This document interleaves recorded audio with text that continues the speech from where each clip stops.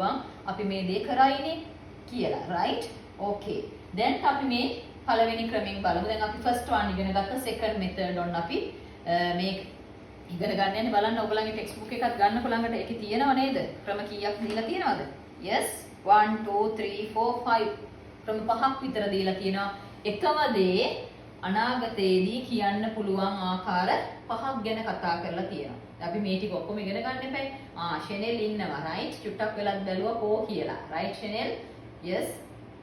නිතඳු හරි ෂෙනෙල් අපි video on කරමු right නෙලොකි okay එහෙනම් ඔන්න පුතේ අපි යමු හිමීට මේ ටික හදාගෙන යමු right මේ සෞම්‍ය එතකොට ඔන්න ඔයගලන්ට තා චුට්ටක් ඒක තේරුම් ගන්න පුළුවන් වෙයි right ඒකෙම අපිට හදන්න තියෙනවා නෙගටිව් එක නේද එතකොට අපිට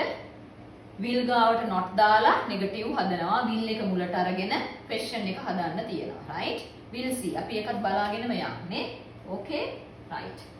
here they will be playing කියන එක අපි නෙගටිව් කරමු right they will not be playing okay right look ඔන්න ටීචර් ආයසරයක් ලියනවා they will be playing ඒගොල්ලෝ සෙල්ලම් කර කර ඉඳීවි right ඒගොල්ලෝ සෙල්ලම් කර කර ඉන්නේ නැති වෙයි ඒ වෙලාව වෙනකොට හවස් වෙනකොට එහෙනම් will ගාවට අපි හැම වෙලෙම පුතේ අපි helping verb එක ළඟට තමයි not එක දාන්නේ right they will here we can write not okay එක්කනේ එතෙන්ටයි අපි දාන්නේ yes මේක අපිට කොහොමද කියන්න පුළුවන් ඔශිත මෙතනදු how do we perform this another way කොහොමද අපි මේක channel කොහොමද කියන්න පුළුවන් මතකද සෞම්‍ය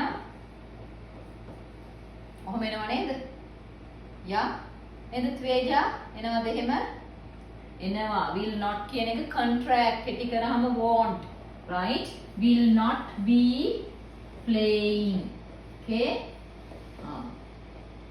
ඒගොල්ලෝ ඒ වෙලාව වෙනකොට සෙල්ලම් කර කර ඉන්නේ නැති වෙයි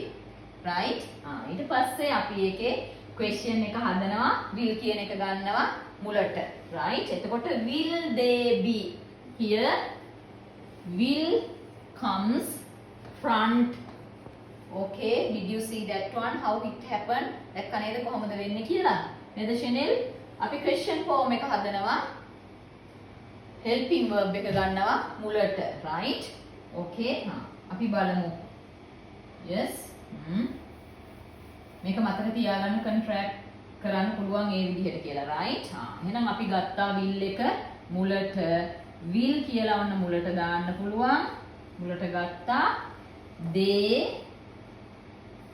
be